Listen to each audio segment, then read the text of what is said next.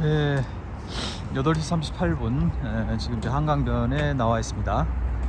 지금이 보니까 마이너스 3.7도라고 나오긴 하는데 이게 또 한강변이고 그래서 이제 상당히 춥습니다. 쌀쌀하고요. 서늘하고 쌀쌀하고 아주 춥습니다. 여기가 이제 그 서울함공원, 서울함공원이 아니라 서울함공원이죠. 서울함공원. 서울함공원이고요. 홍지천하고 한강 합류점 지나서 이제 편의점에서 잠시 좀 휴식을 취하고 이제 용산 방향으로 상류 방향으로 이제 다시 걸어가고 있습니다. 요 서울함공원 내에 이 잠수함, 여기까지는 잠수정이 아니라 잠수함이라고 하는가? 근데 좀 작죠. 예전에 요 안에서 이 잠수함을 타고면서 작전을 했던 분들 참 고생들 많았을 거라. 승선 인원도 14명 밖에 안 되고요. 14명의 최대 속력이 수상의 17km, 수중이 20km. 굉장히 늦죠. 14명. 91년도에 취역해서 2016년도에 퇴역했으니까 한 35년 작전을 했다는 굉장히 참 의미가 있는 정말 감사해야죠. 이 기계에. 원래는 이제 지난번 한강변 걷기에서 덕소역까지 걸었으니까 이제 덕소역에서 팔당으로 해서 양수리까지 이렇게 걸으면 참 좋았을 것인데 지금 기차 철도 파업으로 인해서 매우 이제 나가면 이제 불편하게 되기 때문에 돌아올 때 굉장히 이제 어떻게 될지 알 수 없는 상황이기 때문에 나가는 것은 포기하고 예전에 내가 걸은 데긴 합니다만 다시 이제 한강변을 걷고 있습니다. 한강변으로 말하자면은 이제 대충 말하자면 그 성산대교 어간에서부터 한강대교까지 한 8km 정도 되고요. 이제 그 전에 접근하는 거리가 같이 하면은 이제 오늘 다 걷는 거리가 한 15에서 한 16km 정도 되는 것 같습니다. 저기 지금 여의도가 보이는데 여의도가 지나야죠. 여의도가 지나야 오늘 목표 지점인 용산 한강대교에 이르게 되는 것이겠죠.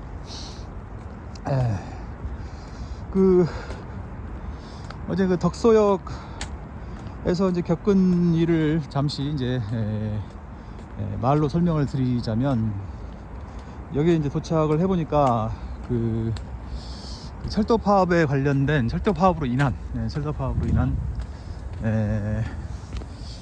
좀 따뜻한 데로 가자. 기왕에 가는 거.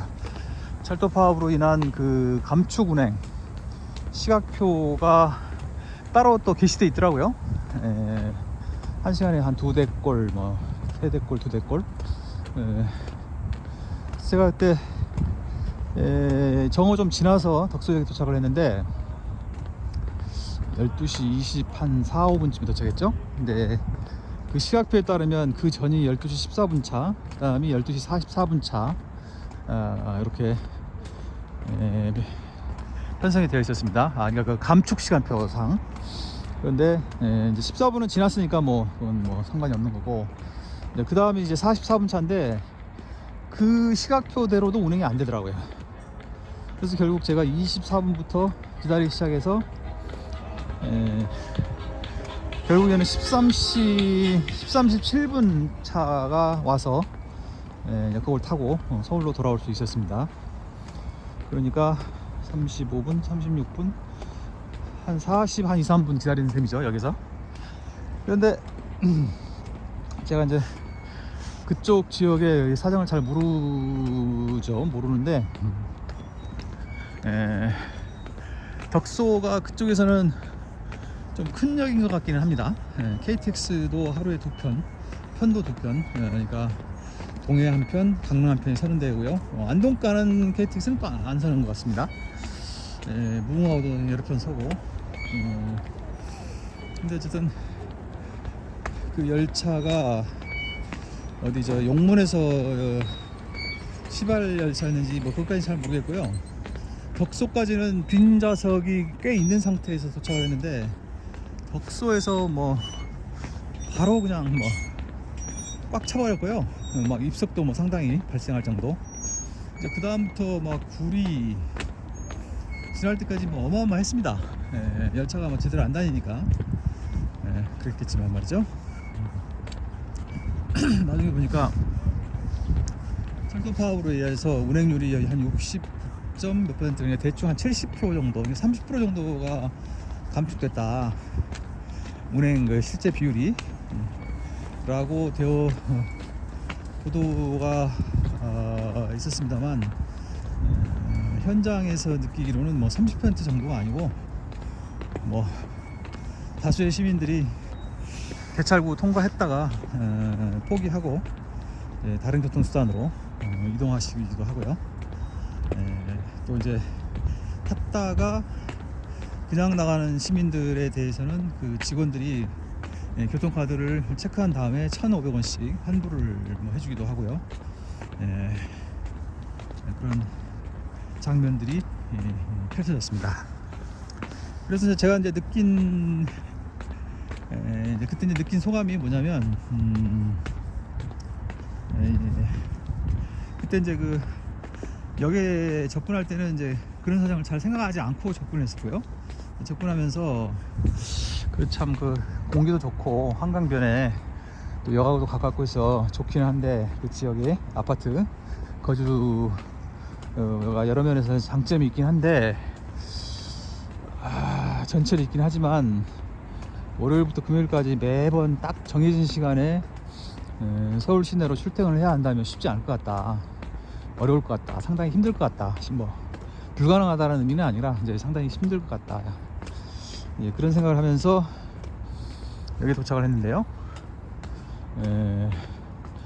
이게 여기서 도착해서 비로소 그 철도 파업 건을 깨닫고 그 현장에서 한 뭐 5, 6분 기다리면서 겪어보니까 이게 그나마 이제 열차가 정상 운행되고 그러면 뭐 그 정도 힘들다 정도인데, 만약에 열차가 아예 운행이 안 된다 뭐 이러면 이제 버스 타고 다녀야 되는데 이 문제가 심각하다. 그런 점을 깨닫게 되었습니다. 그러니까 그 서울 교외 지역에서 산다는 게 뭐 우리나라 실정에서는 이제 뭐 아예 교통수단이 뭐 100% 끊겨가지고 뭐 차차 아니면 올 수 없다 이런 상황까지는 아마는 안 갈 것 같긴 한데요. 그래도 예를 들어서 그 사실 이제 전철이 가장 그 편리한 효과적인 그 교통수단인데, 대중교통수단인데, 전철에 그런 문제가 생기면 막상 이제 거기에서 거주하는 사람 입장에서는 상당히 애로사항이 많을 수밖에 없겠다. 조금 그 새로운 깨달음을 얻게 됐습니다. 이게 막상 그냥 뭐 그냥 그렇겠다라고 이제 뭐 이성적으로 이해하는 것과 현장에서 제가 직접 느낀 거하고는 좀 많이 다르더라고요. 그래서 많은 좋은 점에도 불구하고 정식에 매일 출근해야 되는, 서울 시내로 매일 출근해야 되는 상황에서는 조금 선택지에서 조금 좀 신중해야 되겠다. 모르겠습니다. 이쪽이 뭐 분당이나 판교 이쪽은 뭐 완전히 서울 시내와 다름이 없으니까 뭐 좀 다른지는 잘 모르겠지만, 어제 이제 독서에 가서는 좀 그런 생각이 좀 들었습니다. 그러니까 이제 뭐 안 된다 뭐 이런 의미가 아니라 생각보다 어려울 수도 있겠다, 그런 경우도 생길 수도 있겠다. 그걸 알고 결정을 해야죠. 의사 결정을. 그런 점을 느꼈습니다. 여기 바로 앞에 있는 삼익 아파트 37평? 30 몇 평, 어디 보면 37평도 있고 뭐 어디 보면 31평도 있고 하던데, 뭐 거기에 지금 이제 한 7억 내외던데요. 그게 꽤 됐을 겁니다. 아파트 기공 연도가. 근데 뭐 6억대 후반, 7억대 초반, 그래서 한 7억 내외 정도이던데, 한강 조망에 지하철역, 전철역 바로 앞이라는 굉장히 좋은 그 메리트가 있는 아파트. 물론 신축은 아닌 걸로 제가 알고 있는데요. 비록 신축은 아니더라도 상당히 좋은 아파트임에도 불구하고 막상 거기에서 거주하려면 거기에서 직주 근접의 상황에서 이제 거주하면 참 좋겠고요. 그럼 뭐 정말 더 알라이어서 좋을 것 같고, 이제 그렇지 않다면 그런 점 상당히 고려가 되어야 될 점이다. 그런 생각이 들었습니다. 뭐 뻔한 얘기 하느라고 지금 말이 그냥 길어지고 있는데요. 그렇다. 저는 사실은 이제 어제의 경험 때문에가 아니라 그 전에도 그냥 그래도 서울 시내에 조금 좀 인기가 좀 덜한 지역일지라도 서울 시내가 더 낫지 않나, 그런 생각을 하는 쪽인데요. 원래 제가 이제 모르는 거죠 앞으로는. 어떨지 모르겠어요. 31평대, 그것도 이제 신축도 아니고 구축인데 7억이면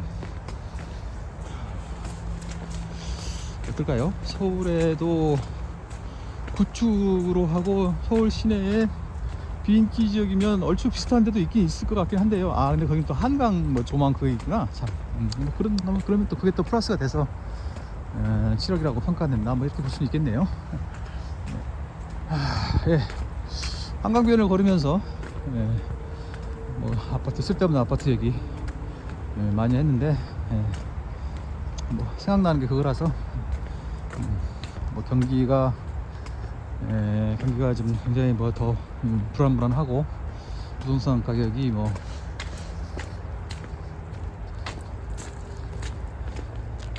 크게 빠질 것이다, 이런 말들, 예측들 많이 하던데요. 지금 글쎄요, 집을 영끌한 사람들 아니면 집값 떨어진다고 바로 팔거나 그러지는 않으니까, 대개는 그렇죠. 정말로 너무 이자 부담이 센 사람들 아니면 가격 떨어진다고 바로 내놓거나 그러지 않지 않습니까, 대개? 그러니까 가격이 이제 하방 경직성이 좀 있는 거죠. 그래서 그런지 제가 거주하는 지역, 저는 이제 소위 말해서 비인기 지역이랄까, 아주 또 컨디션이 나쁜 건 아니고요. 그냥 중간 정도, 괜찮은 지역에서 지금 거주하고 있는데, 글쎄요, 그렇게 딱 값이 떨어진 것 같지는 않던데. 그렇게 막 비싼 지역이 아니라서 많이 안 떨어진 건가? 글쎄요, 그렇게 떨어지는 지역이 아니어서 쉽게 살 수 있는 정도가 아닌데. 참 딜레마가 있습니다. 그러니까 제가 지금 집을 사겠다는 그런 얘기가 아니라, 집값이 상당하니까 역설적으로 더 안 사게 되는 겁니다, 이제. 그러니까 돈이 없어서 안 산다, 이런 측면 말고 그 정도의 그 집을 살 생각이 잘 안 드는 거예요. 그러니까 집주인하고 이제 잠재적 매수 수요자 사이에 간격이 많이 벌어져 있다, 이렇게 얘기할 수 있을 것 같은데, 기본적으로 투자해야 되는 금액이 크다 보니까 상당히 좋아 보이지 않으면 이게 매수할 의욕이 안 생겨요. 그런 점이 있다. 거기에다가 이제 집을 매수하고 보유하는 데 따른 부담이 굉장히 크다 보니까 그냥 의욕이 별로 생기지 않는다. 그런 얘기. 그러니까 참 인간의 마음이라는 게 좀 묘한 거죠. 예를 들어서 어느 정도의 자본이 있다, 그러면 거기에 맞춰서 집을 사면 되는데, 그게 이제 꼭 그렇게 되지는 않는다, 이런 거죠.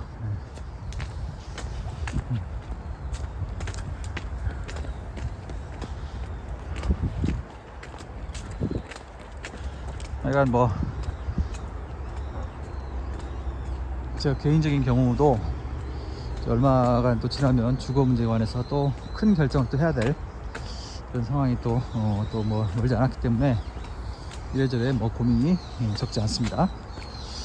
제 목표는, 개인적인 목표는 서울에 한 이제 급지의 이제 그 저기 기준이 문제니까, 그러니까 예를 들어서 뭐 마용성 이런 데를 이제 2급지라고 한다면, 솔직히 말해서 지금 제 입장에서는 마용성만 해도 거의 1급지로 보이는데, 거기까지는 이제 조금 무리인 것 같고,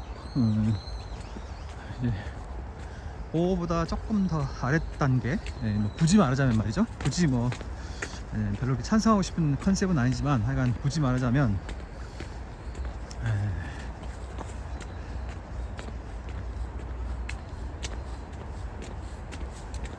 그거보다 조금 이제 아래 단계 정도의 교통이 뭐 지하철 초역세권이면 좋은데, 이제 거기까지는 아니라도 약간 먼 듯한 감이 있어도 뭐 그냥 웬만하면 걸어서 지하철역까지 접근할 수 있는 정도. 뭐 그 외에 다른 조건도 뭐 가급적 뭐 좋으면 좋겠고요.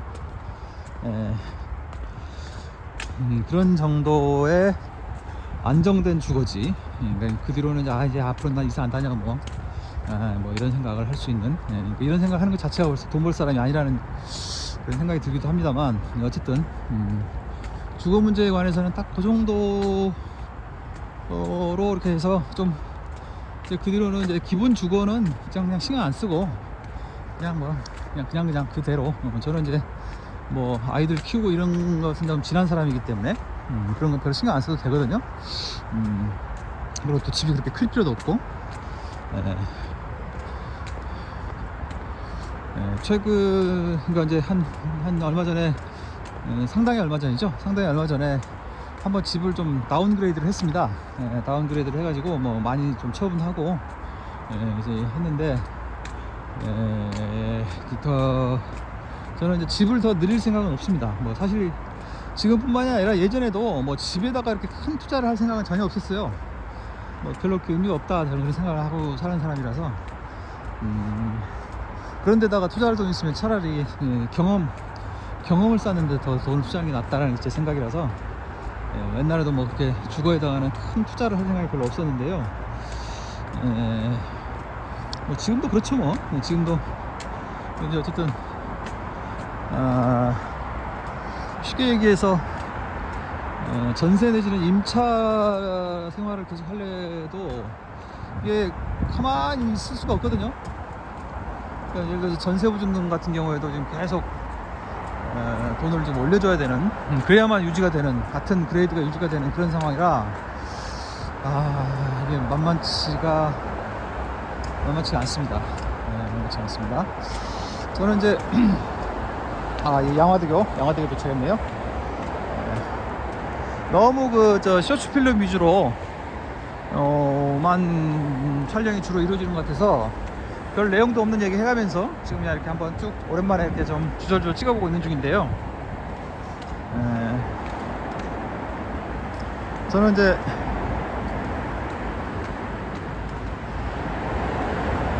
그 개인적인 주거가 뭐 예를 들어서 이제 뭐 좀 힘든 상황에 있는 분들에 비하면 뭐 제가 어렵다라고 말하기에는 좀 그런 죄송스러운 상황이고요.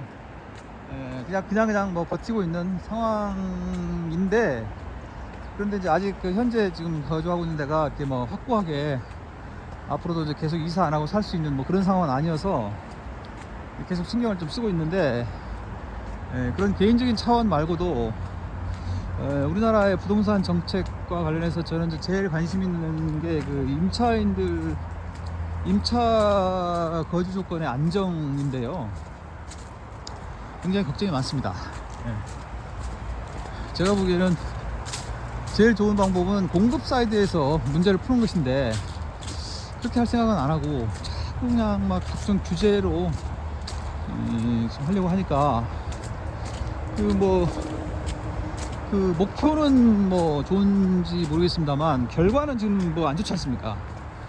전세가 급격히 사라지고 있고, 월세가 뭐 제가 보기에는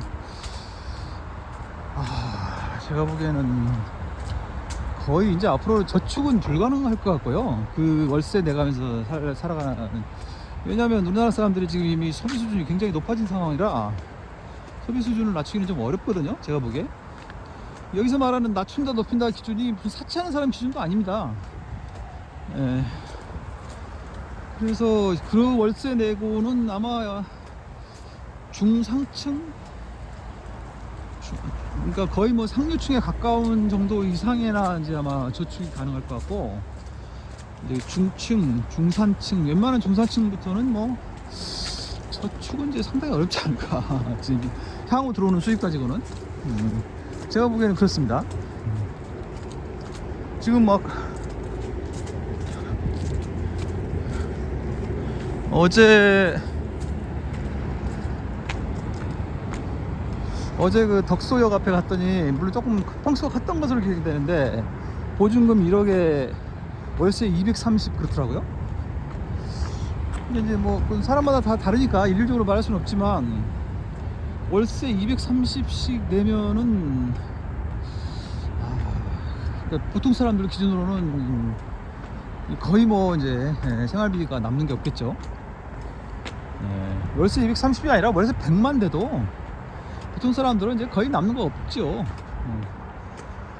100만 넘어도 참 부담되지 사실. 전세를 놓고 보면, 전세가 지금 급격히 사라진다고는 하지만 아직은 그래도 많은 사람들이 전세를 활용하고 있거든요. 그런데 4억 정도? 예를 들어서 제가 최근에 어떤 관찰 케이스를 보면 4억 정도인 사람이 2년 살고 전세계약 갱신권을 사용해서 5% 올려줬다. 그러면 2천만원 올려주는 거거든요. 2천만원. 그러면은 이제 사실은 시세에 비해서 굉장히 싸게 지금 연장해서 2년을 더 사는 건데, 그 2천만원이 뭐 얼핏 들으면 뭐 크게 부담이 안 될 것 같지만 2년간 2천만원을 모았어야 된다는 얘기잖아요. 2년간. 근데 예를 들어서 생으로 2천만원을 모으려면 쉬운 일이겠습니까 그게? 지금 양화대교 지났고 요게 이제 2호선이죠? 2호선. 2호선. 연에 2천만원이면, 아니 2년간 2천만원이죠? 2년간 2천만원이면 1년에 1,000만원. 그러면 뭐 정확히 말하면 100만원은 아니지만 거의 한 달에 100만원씩 생으로 그냥 모았어야 된다는 얘기거든요. 그게 결코 쉬운 일이 아니죠. 그 돈은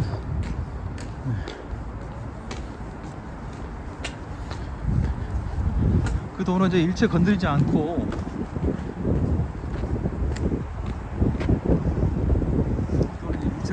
따로 그냥 생으로 모아놨어야 된다는 얘기인데, 여기가 이제 꾸르실료 회관. 여기가 무슨 저기 성지 그건가? 성지, 여기가 성지구나. 여기가 당산대교다. 당산대교. 당산철교. 별로 쉬운 게 아니죠. 그런데 이제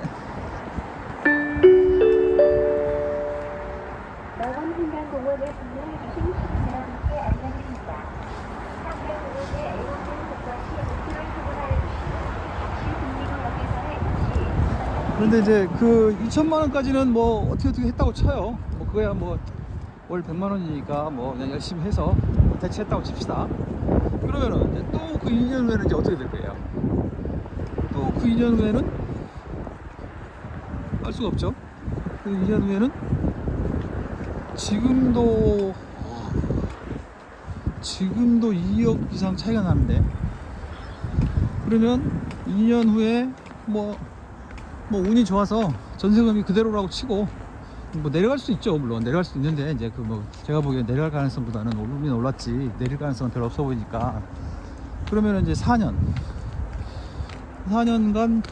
2억, 그러면 1년에 5천. 1년에 5천만 원을 어떻게 모아요? 그렇지 않습니까? 그 애초에 사억이 좀 저렴했다, 특수한 사정으로. 5억이라고 쳐도 1억. 그럼 4년간 1억을 모아야 된다는 얘기거든요. 4년간 한 달에 200만 원씩 모아야 된다는 얘기죠. 난감합니다. 그게 지금 현재 현실이거든요. 지금 아이고, 이게 이제 절두산 순교성지. 아이고 뭐 세상 일은 어둡고 어렵고 힘들고 여러 가지 뭐 어지럽기만 하고 그런가 하면 뭐 개인적인 뭐 이런 문제도 잘 풀리는 게 별로 없고, 아휴 그냥 한강변을 걸으면서 막연히 그냥 경치만 그냥 뭐 아무 생각 없이 찍기도 좀 뭐하고, 뭐 기차 뭐 영상이라면 그냥 가만히 앉아서 찍는 거고, 또 그 다른 승객들 때문에 뭐 말을 넣기도 어려우니까 그냥 그러는 거지만, 여기는 이제 좀 걸으면서 한번 이런 얘기 저런 얘기 해보려고 지금 뭐 그냥 이야기했습니다. 그러니까 뭐 몇 가지 이렇게 머릿속에 생각나는 걸 이제 실내로 들어서 이렇게 이제 뭐 생각을 해봤는데요. 요체는 도대체 그 주거 임차인들의 임차 비용 부담 증가를 이게 어떻게 했으면 좋겠냐. 제가 무슨 뭐 대책을 갖고 있는 건 아니고, 문제가 심각하다, 지금 그 얘기 한 겁니다. 문제가 심각하다. 제가 봐도 문제가 심각하죠. 보통 분들, 좀 표현이 어떨지 모르겠습니다만, 보통 분들은 어떻게 이게 대처하시고 있는지 잘 이해가 잘 안 됩니다. 사실 1년에, 제가 생각하기에는 1년에 5천만 원씩 모을 수 있는 사람은 매우 드물거든요. 여기서 말하는 5천만 원은 그냥 이렇게 막 자산 여러 가지 보유 방식을 다 합쳐서 5천만 원이 아니라, 임대인에게 한 시점에 이렇게 생으로 넘겨줘야 될 5천만 원이기 때문에 굉장히 부담이 크거든요. 뭐 무슨 저 연금 쌓이고 막 이런 것까지 다 포함하는 게 아니지 않습니까? 굉장히 힘들거든요. 5천만 원은 물론 고사하고 2,500도 굉장히 힘듭니다. 2,500이면 한 달에 200만 원씩 모아야 되는데, 그것도 꾸준히. 그거 어떻게 대처하고 있죠? 잘 모르겠네요. 전세 대출로 해결하시나? 그럴 수도 있겠다. 뭐 그런 게 가능하다면 전세 대출로 하시는 분도 있겠네요. 그러니까 전세금이 오르고, 그러니까 또 그 집값을 오르게 하고 그런다는 거죠. 지금 저 경기가 불안하기 때문에 이제 곧 집값이 무너진다, 뭐 엄청난 경제 불황이 밀려온다. 솔직히 저도 좀 상당히 불안합니다. 경기가 불안정해지면 모든 사람들이 힘들기 때문에 저도 사실 불안한데, 그런 예측들은 또 그동안 또 틀린 때도 많았기 때문에 이번에도 좀 그냥 예측으로만 끝났으면 하는 것이 저의 소망이죠. 그냥 제가 늘 생각하는 것 중에 하나가, 위기라는 것은 갑자기 찾아와야 위기지, 다 위기가 온다 이렇게 기다리고 있으면 위기가 아니다. 그건 그냥 어려움에 불과하지 위기가 아니다, 뭐 이런 게 제 생각인데요. 이번에도 좀 그렇게 끝났으면 하는 것이 제 마음이죠. 지금 현재 실제로 벌어지고 있는 일을 보면, 이제 부동산 신탁과 관련된 책임준공, 약정에 따른 손해배상 문제, 그로 인한 이제 일부 회사들의 부실화 위험, 그다음에 롯데의 위기, 그다음에 삼성, 그다음에 또 현대자동차도 뭐 상당히 힘들 것이다. 그런 점들이 매우 우려를 하고 있는 건 맞죠. 현실적으로 굉장히 걱정이 되는 건 맞는데요. 어쩌겠습니까?